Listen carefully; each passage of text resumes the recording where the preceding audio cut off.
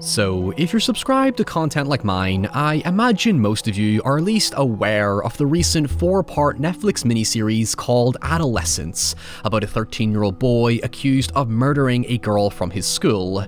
It's not technically about whether or not he did it, but rather it's a very nuanced exploration of the social and cultural conditions we grew up around and how they can potentially shape the people we become.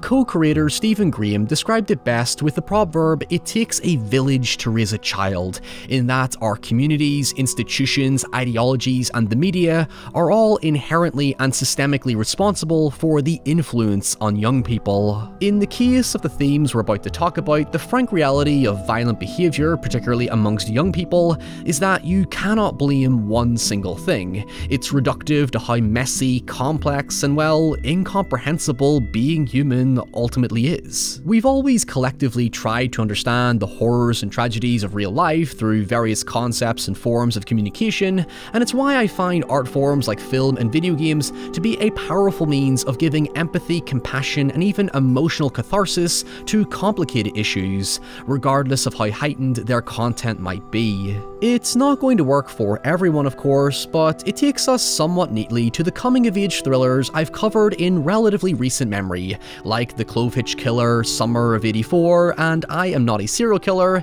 in that they bring a real lens to the mythology of innocence, as director Kevin Phillips told Vice in 2017 regarding his film Super Dark Times. While it's not strictly similar on the outside, watching Adolescence greatly reminded me of Super Dark Times in how it approaches the conditioning of fragile masculinity amongst teenage boys, and the subconscious stigma presented by peers and other influences that even I related to in some parts growing up. Fitting to its title, Super Dark Times tells the story of two best friends called Zach and Josh, whose friendship begins to rapidly disintegrate after one day messing around with Josh's older brother's katana, which leads to the tragic and accidental killing of another friend called Daryl. In the heat of the moment, both boys, along with an older 8th grader called Charlie, decide to bury the body and the weapon, and attempt to pretend like nothing ever happened. While on the surface, it appears to focus on how Zach and Josh deal with the increasing guilt and burden of responsibility,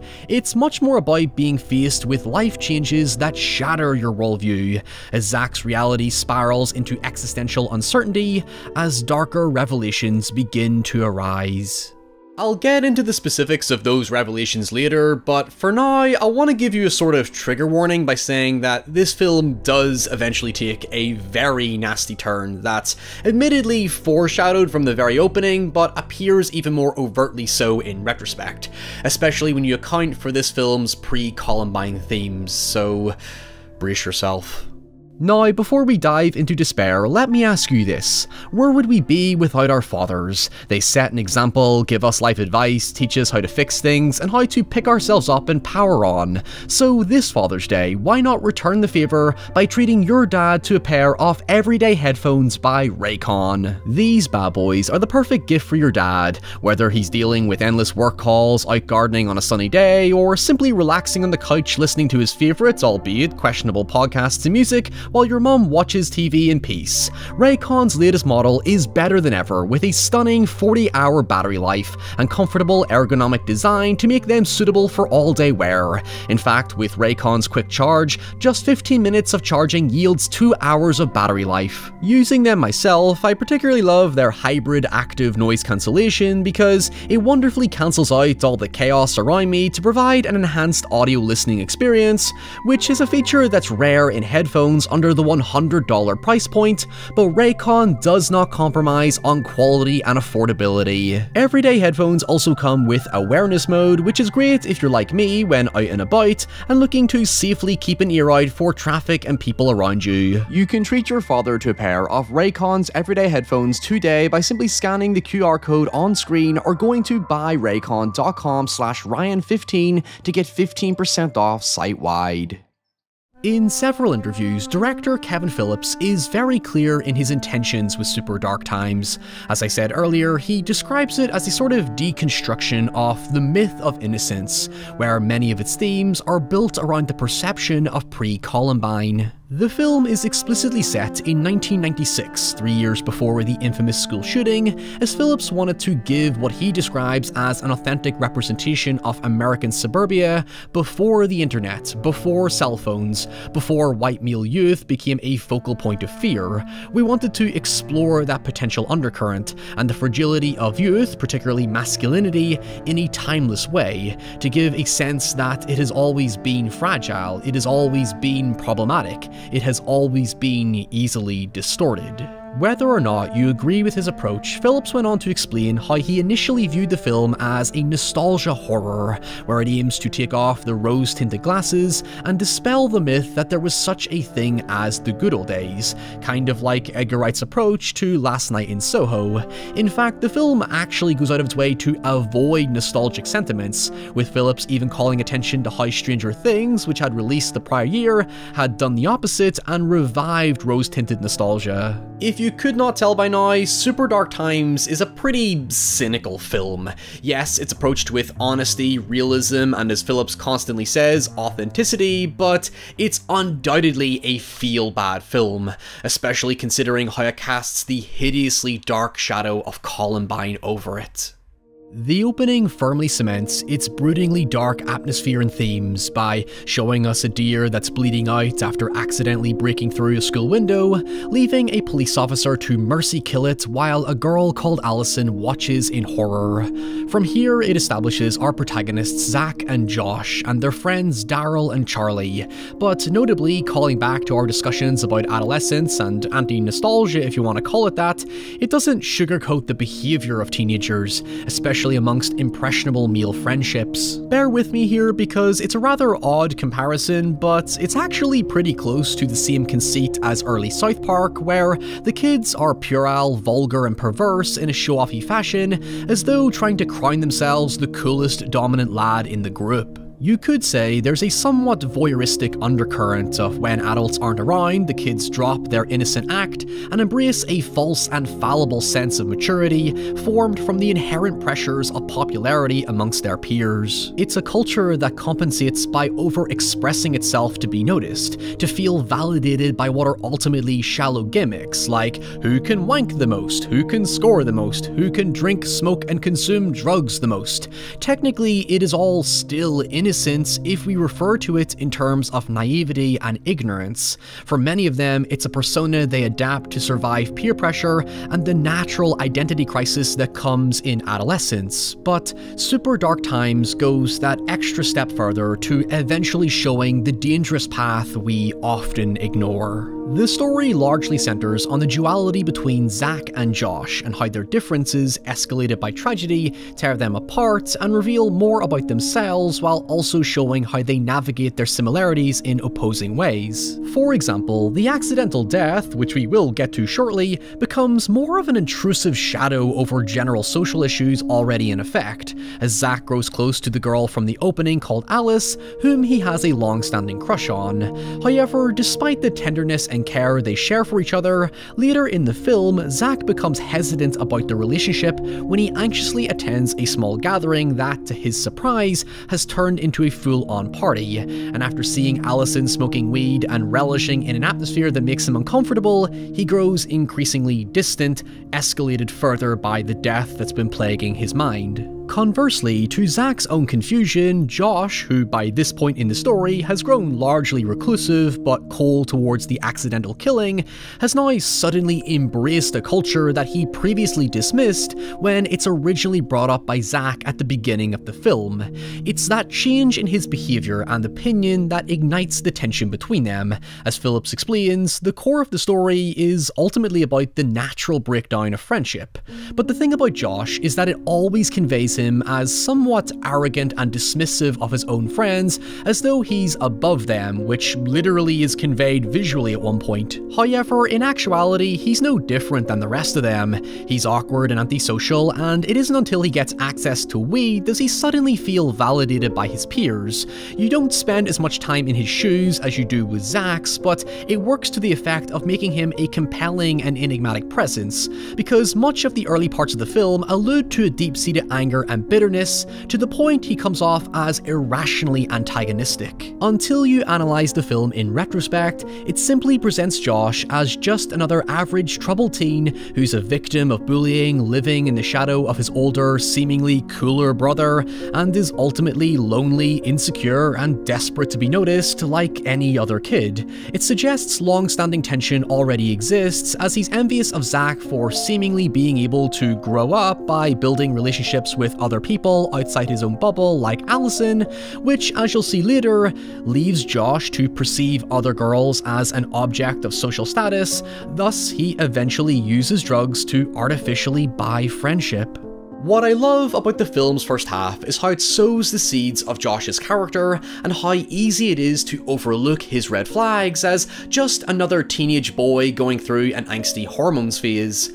It's actually conveyed as a motif through the representation of sex education and puberty talk around the school, perpetuating an underlying stigma to growing up, and it all hits a harrowing crescendo when the katana is introduced.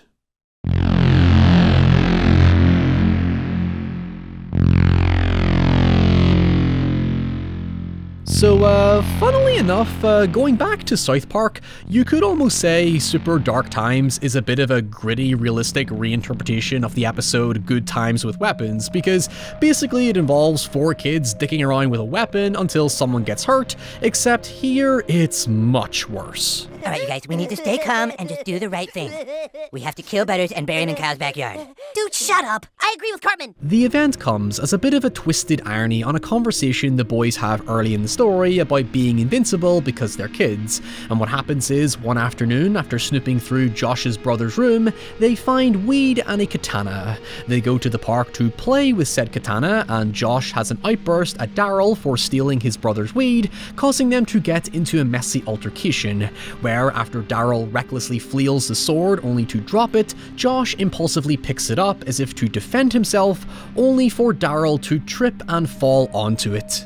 It overtly reflects the foreshadowing deer from the opening, because like the deer, Daryl bleeds out while rushing into the forest on his second wind after a panicked Josh accidentally removes the katana from his neck, despite Daryl and the 8th grader Charlie pleading to leave it in. It is a grisly and hauntingly prolonged ordeal that reminded me of another coming-of-age drama called Mean Creek, which I've always wanted to cover, but I can't actually watch it without crying because it's just that kind of film that had such a visceral impression on me as a kid and left me uncomfortable.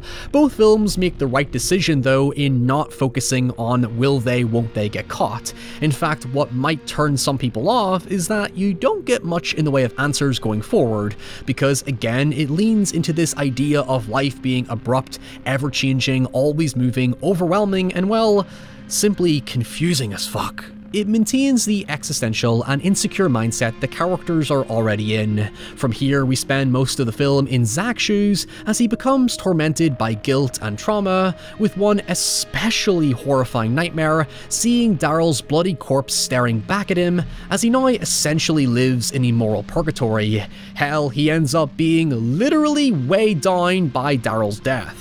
Zach feels an urge to confess, but is unable to maintain communication with either Charlie or Josh. Charlie cuts off ties with both of them, while Josh grows reclusive and despondent. This is where the coming-of-age psychology truly comes into play. While Charlie and Josh want to forget it ever happened, like kids drowning out things they don't like, Zach is handling it with, let's say, dire emotional maturity, as he's plagued with intrusive thoughts that see him have dreams and visions that fuse together his hormones and teenage fantasies with the burden of his guilt. For example, Zach later has a dream that references Edgar Allan Poe's Telltale Heart, where he sees Daryl's burial site beating dramatically as if to convey the inescapable guilt. But investigating further, he uncovers the leaves to find not Daryl, but Allison, as his hormones take over and he dreams of intercourse, while the katana intrusively dangles above him, while a shadowy Josh watches from above. It's powerful psychological imagery that perfectly speaks for itself, as it conveys Zach's chaotic, complex thought process that contrasts with how Josh's behaviour is alluded to outwardly to maintain a sinister ambiguity, since we never directly see what goes on in his head. As we've seen already, Phillips highlights how symbolic the film naturally is. First we have the deer, which is based on a personal old school tale which he felt would make for a morbidly fitting omen.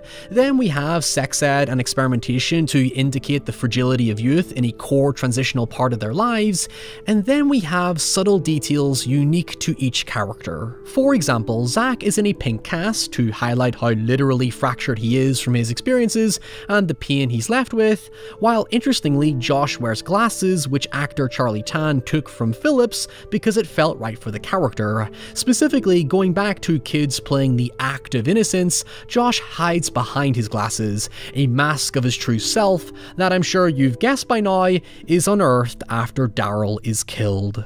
Something dark is awakened inside of Josh. He slowly gets a lust for blood at the visions of Daryl's violent death, and Zach soon picks up on this when it circulates around school that the older guy from the party called John apparently jumped from a local bridge, who coincidentally had agreed to meet Josh to buy his brother's weed. Returning to the burial site, Zach finds Daryl's body grotesquely mutilated and the katana gone, believing Josh returned for it and killed John purely out of bitterness towards him. Reflecting on the Columbine themes, it all but loudly states that Josh is basically a fucking incel, and when you really look at how he's presented throughout the film, it gives enough to reasonably warrant that conclusion. Again, on the surface, one could say it looks like an angsty emo phase he'll probably grow out of. It's not something that's strictly worrisome when it's fairly normalized amongst other teenagers, but it only takes one sudden anomaly to overthrow that entire perception. It's never explained why Josh suddenly becomes a killer. We can only interpret what we see, but that doesn't mean the answer is right in front of us.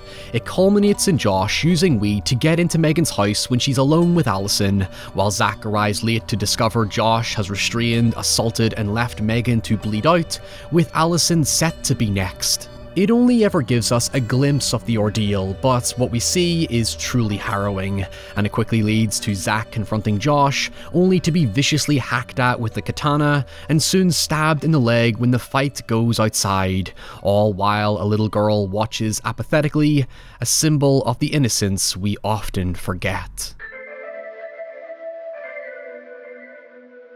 All the energy is sucked out of the scene as Zach simply asks, why? They were best friends. What the fuck happened? How did we get to this? Outside, the tone is somber and nihilistic. Soon, a random neighbour intervenes and breaks it up, and our final shot of Josh is him fading into the darkness of a police cruiser, while Zach is left completely shocked and traumatised. To reinforce both the tragedy and trauma of such violence, the ending doesn't tell us what happens to Zach and Josh. In fact, it never confirms if Megan even survives. Instead, it switches us to the perspective of Allison, who bookends the film as a victim to such meaningless carnage. She goes from witnessing a deer bleed out to witnessing her best friend potentially doing the same. The atmosphere starkly transitions us to spring, with hope and colour now lingering in the air. Allison seems to be finding peace again, but we soon see a boy behind her noticing the scars on the back of her neck, which she soon covers up. It visually echoes the first time Zach and Allison interacted, except now it rings closely to Phillips' true life inspiration. For all those involved, especially those whose stories and perspectives we do not see, the scars of the past will remain. However, we can still take it one day at a time. We might never find closure, we may remain distant and disillusioned, but that's not to say we cannot find a path in which to move forward.